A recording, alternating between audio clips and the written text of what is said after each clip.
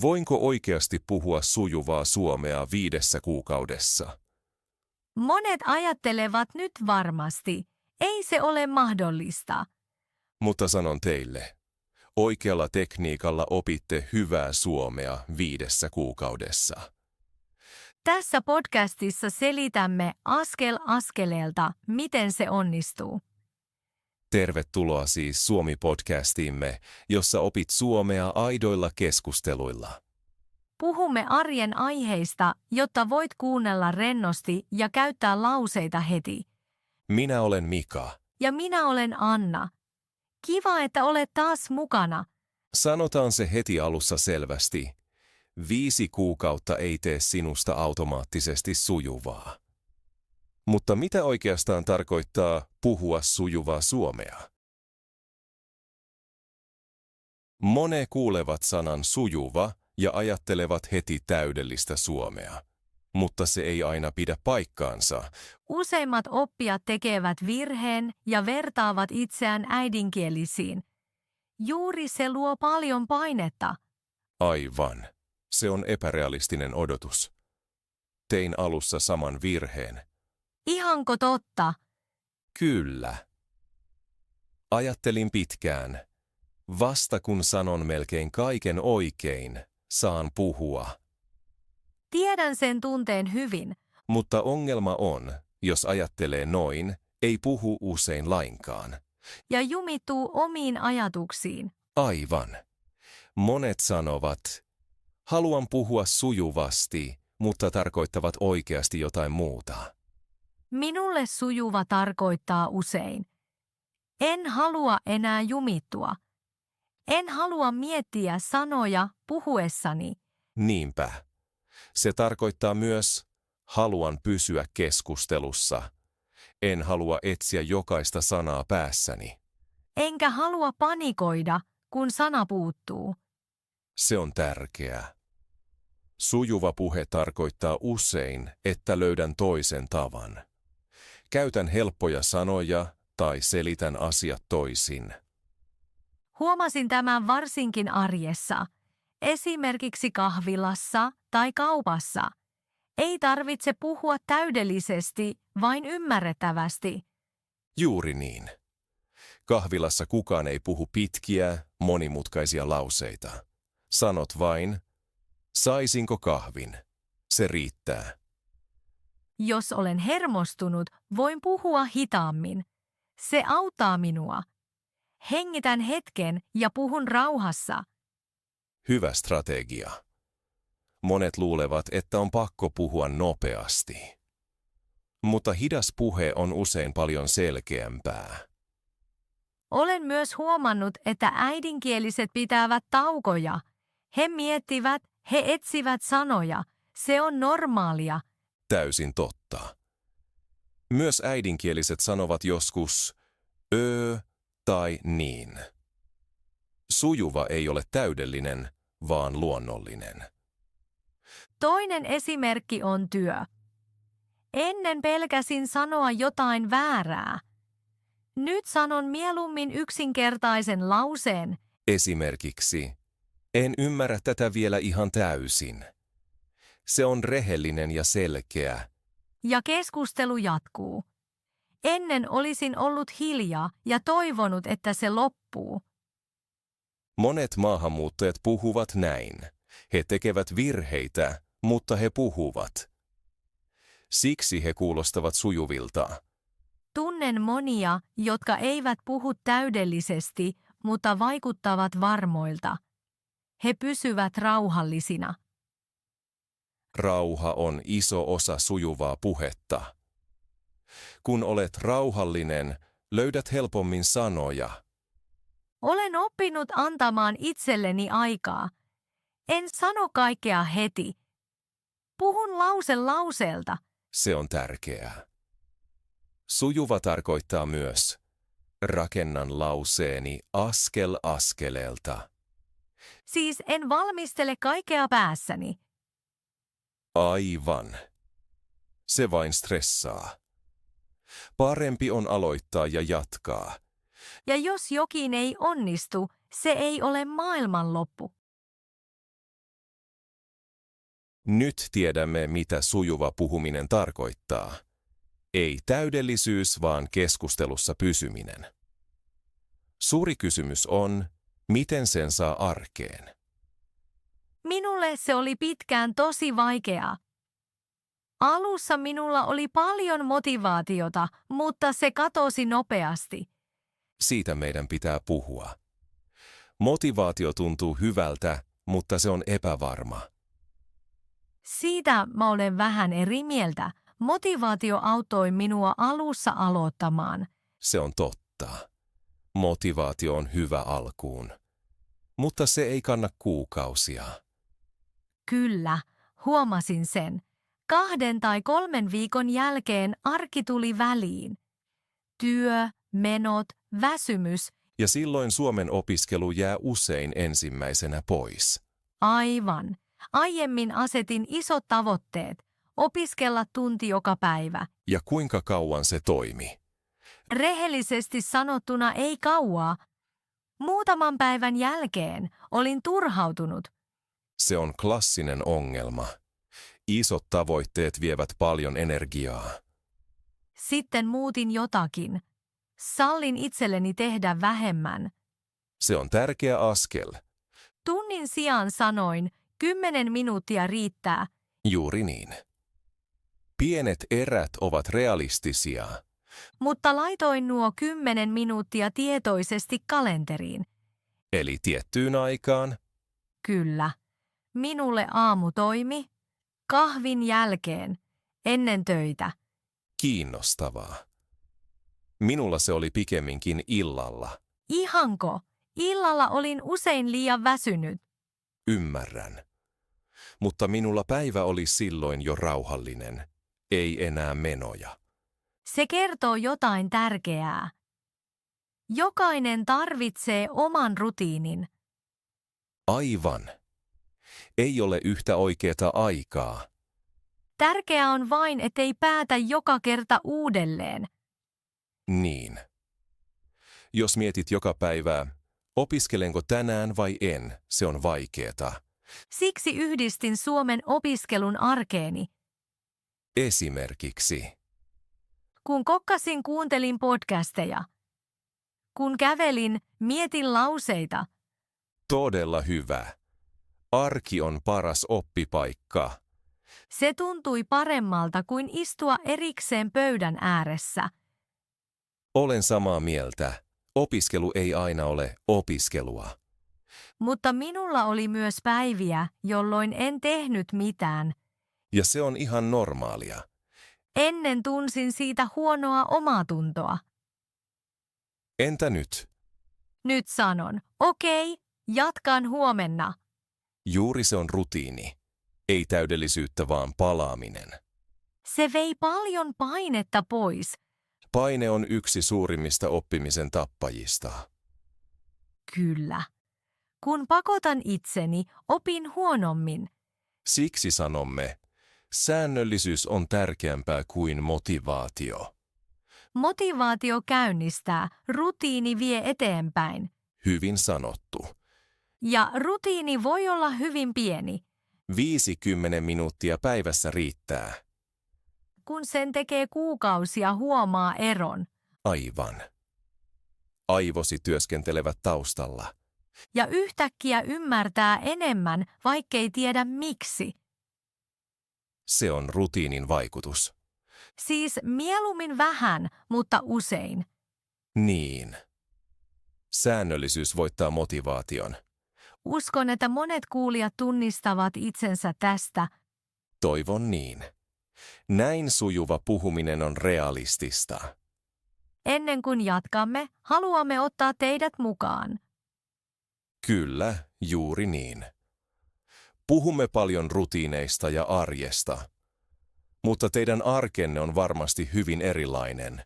Jotkut teistä asuvat ehkä Suomessa. Toiset opiskelevat suomea aivan toisessa maassa. Siksi meitä kiinnostaa, missä kuuntelette meitä nyt. Oletteko kotona, liikkeellä vai ehkä matkalla töihin? Ja mistä maasta olette? Jos haluatte, kirjoittakaa se kommentteihin. Esimerkiksi, kuuntelen Espanjasta tai opiskelen suomea Brasiliassa.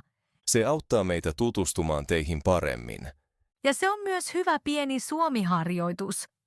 Yksi lyhyt lause riittää täysin. Teidän ei tarvitse kirjoittaa täydellisesti.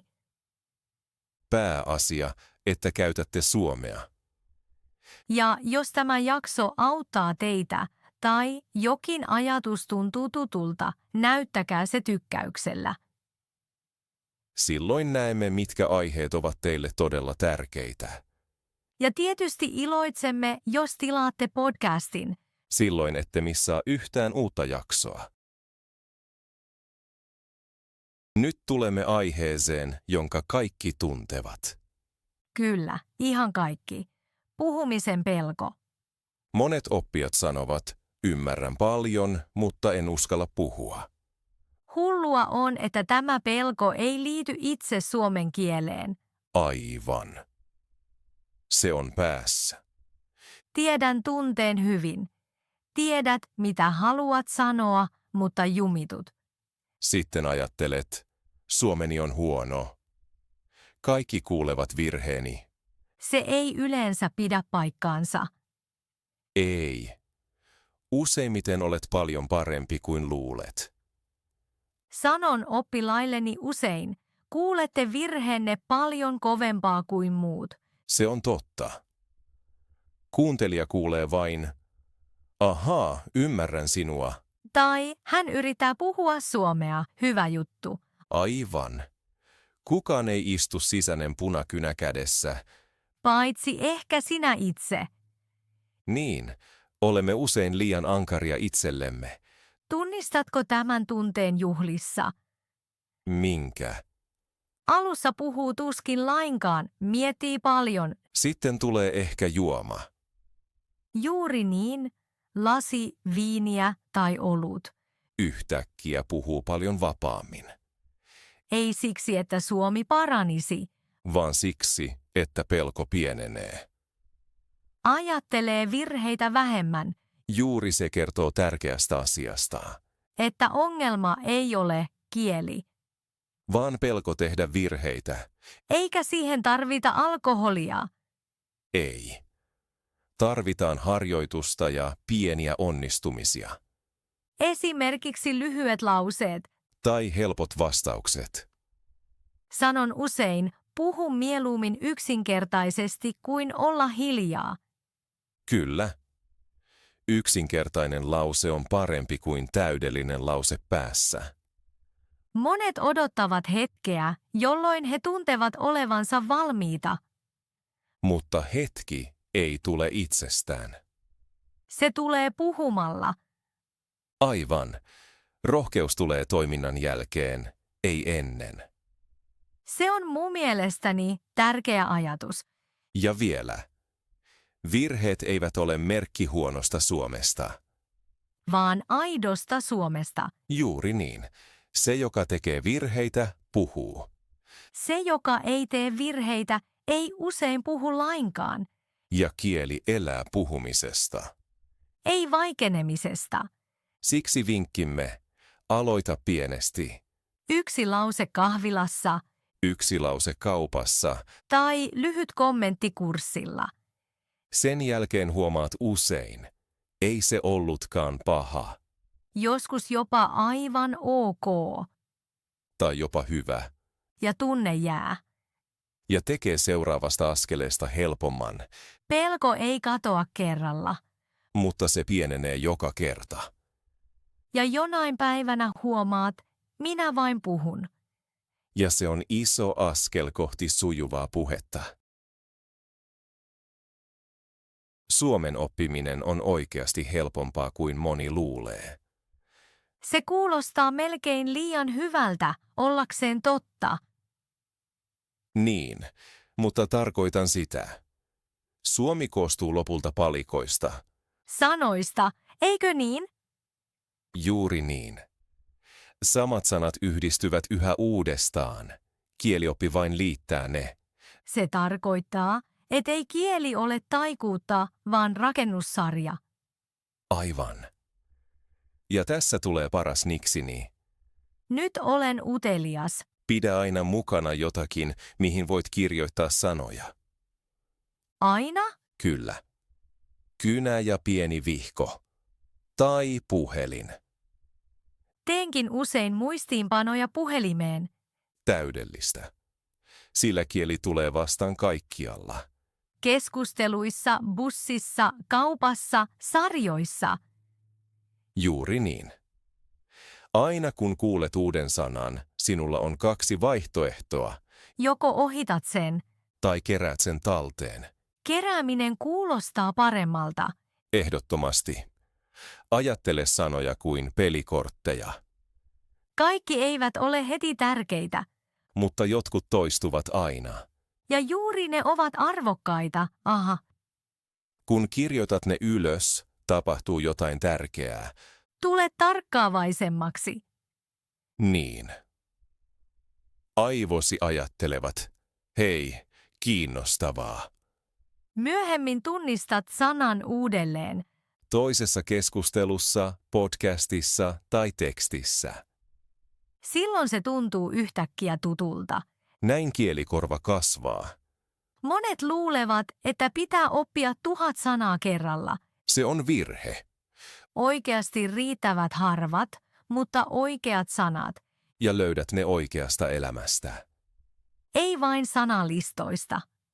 Kun kuulet sanan arjessa, sillä on jo yhteys. Tiedät, missä tilanteessa sitä käytetään. Se tekee oppimisesta helpompaa. Ja myös leikkisää. Kyllä. Kerät sanoja, kokeilet, yhdistät. Kuin legopalikoita. Juuri niin. 1 verbi, 1 substantiivi, 1 adjektiivi Ja äkkiä sinulla on lause. ja sitten toinen. Näin suomi tuntuu vähemmän vakavalta. Ja vähemmän vaikealta. Huomaan muistavani sanat paremmin, kun kirjoitan ne itse. Se ei ole sattumaa. Kirjoittaminen vahvistaa oppimista. Vaikka katsoisin sanan vasta myöhemmin. Aivan. Sinun ei tarvitse ymmärtää kaikkea heti. Tärkeää on, että keräät.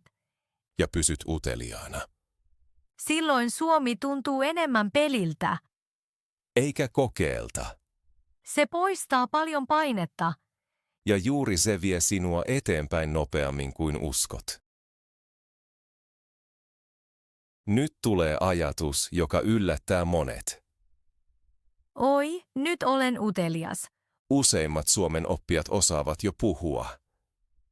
Ihanko? Monista se tuntuu aivan muulta. Siinä onkin ongelma. Se tuntuu erilaiselta kuin todellisuudessa. Tiedän tuon tunteen hyvin. Ajattelin pitkään. En voi sanoa mitään. Olet silti ymmärtänyt jo paljon. Kyllä. Pystyin seuraamaan keskusteluja, lukemaan tekstejä ja kuuntelemaan podcasteja. Mutta puhuminen tuntui silti mahdottomalta. Niin. Päässäni oli kaikki, mutta suuni pysyi kiinni. Syynä on ero passiivisen ja aktiivisen tiedon välillä. Passiivinen tarkoittaa, tunnistan sanat, kun kuulen tai luen ne. Aivan. Aktiivinen tarkoittaa, käytän näitä sanoja itse. Ja tämä askel tuntuu valtavalta. Kyllä. Mutta se onkin pienempi kuin luulee. Miksi? Koska sanat ovat jo olemassa. Sinun täytyy vain käyttää niitä. Uskon, että monet odottavat uusia sanoja. Aivan.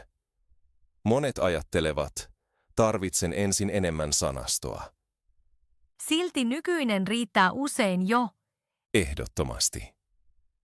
Otetaan helppo esimerkki. Selvä. Tunnet sanat. Minä, työskennellä, tänään, väsynyt. Kyllä, tunnen ne. Niistä voit sanoa. Olen tänään väsynyt. Tai teen tänään paljon töitä. Tai olen väsynyt, koska teen tänään töitä. Siinä on 3 lausetta samoilla sanoilla. Juuri niin. Uusi yhdistelmä, ei uutta sanastoa. Se tuntuu heti mahdollisemmalta, Juuri tässä moni pysäyttää itsensä. koska he ajattelevat, että lauseen täytyy olla erityisen hyvä. Niin. Tai erityisen virheetön. Ja sitten he eivät sano mitään. Aivan. Ensimmäinen lause on aina vaikein.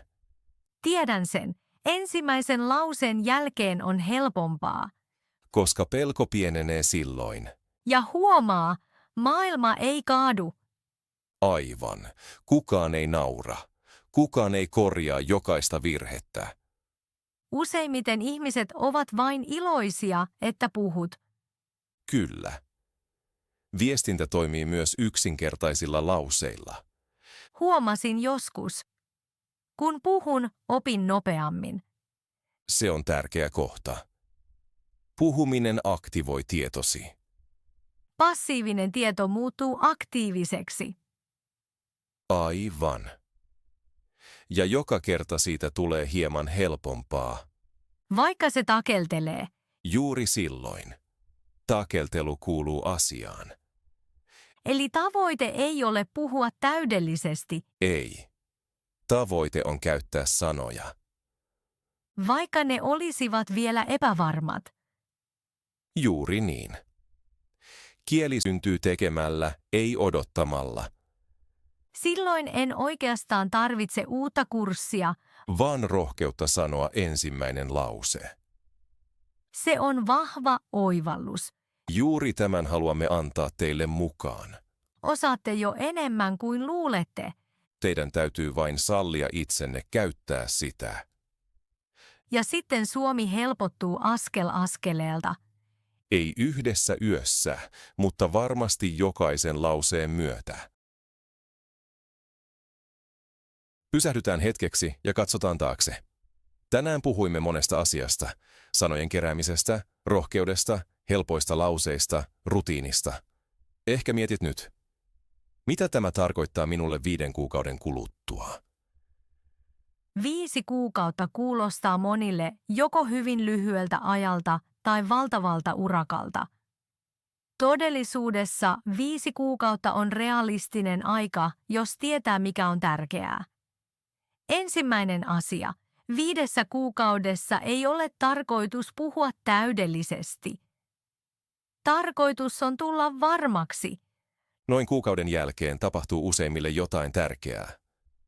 Huomaat, ettei suomi tunnu enää täysin vieraalta. Ääni on tutumpi, tunnistat sanat nopeammin. Et ehkä ymmärrä kaikkea, mutta ymmärrät useammin, mistä on kyse.